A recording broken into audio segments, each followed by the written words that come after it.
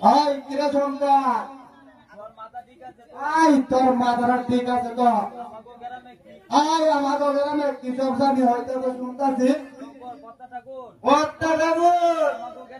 আমাকে গ্রামে একটা সৎসঙ্গ মেডিকেল ক্যাম্প করছে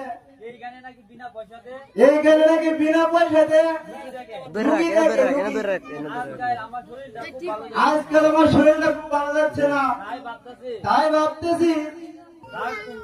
আরে রাত তোর সৎসঙ্গ হসঙ্গ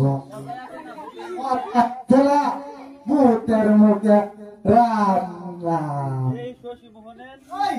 শশী মনের গুলা সর্ব চিকিৎসা তারপরে রুগী বলা